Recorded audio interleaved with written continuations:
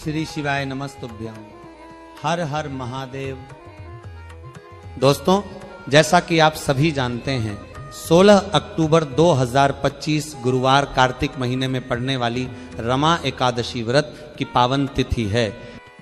कार्तिक महीने की यह एकादशी हमारे सनातन धर्म में अत्यंत विशेष और शुभ मानी गई है। महाराज, इस दिन किया जाने वाला चप्पल का उपाय एक ऐसा दुर्लभ उपाय है जिसे पूज्य गुरुजी ने आज तक किसी कथा में प्रकट नहीं किया था। यह उपाय शत्रुओं से मुक्ति पाने, सुरक्षा प्राप्त करने और नकारात्मक शक्तियों से रक्षा करने के लिए अत्यंत प्रभावी बताया गया है।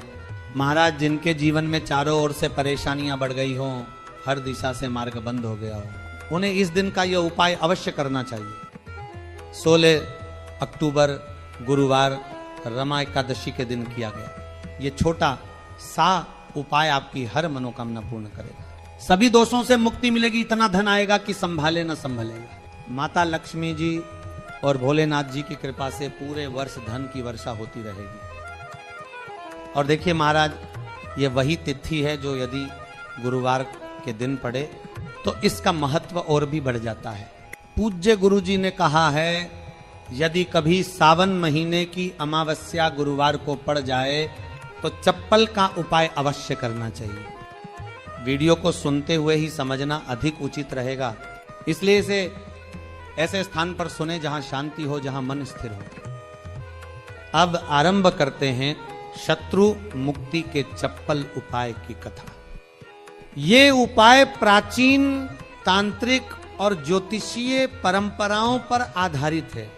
इसमें प्रतीकात्मक साधनों के माध्यम से नकारात्मक ऊर्जा को अपने जीवन से दूर किया जाता है। चप्पल को शास्त्रों में धरती से सीधा संबंध रखने वाला माध्यम माना गया है। यह हमारे शरीर से ऊर्जा ग्रहण करती है और नकारात्मकता को सोखने में समर्थ होती है। जब इसे तांत्रिक विधि से प्रयोग किया जाता है तो यह शत्रु पर मानसिक और आध्यात्मिक प्रभाव डालती है। हमारा यह शत्रु की नकारात्मकता को उसी की ओर मोड़ देती है।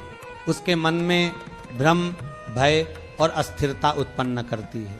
शत्रु को मानसिक रूप से दुर्बल बना देती है और उसके कुटिल इरादों को निष्क्रिय कर देती है। यदि शत्रु बार बार आपको हानि पहुंचाने का प्रयास कर रहा है, सामने से भी और गुप्त रूप से भी, तो अब समय है उसे धूल चटाने का।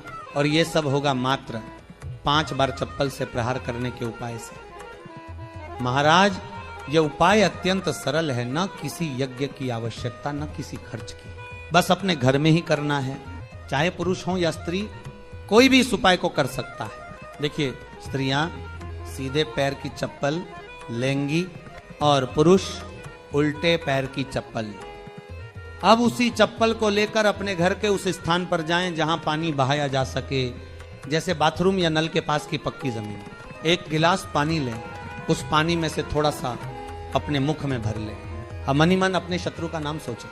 यदि नाम ज्ञात न हो तो बस इतना सोचें, हे भोलेनाथ, मेरे जो भी शत्रु हैं, दृश्य या अदृश्य, अब वे कहीं के नहीं रहेंगे।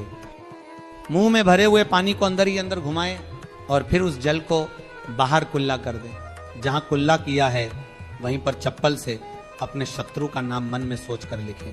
नाम नहीं जानते तो बस शत्रु लिख दें। अब उसी पैर में चप्पल पहने और जहां कुल्ला किया था वहां तेजी से 5 बार पैर मारे।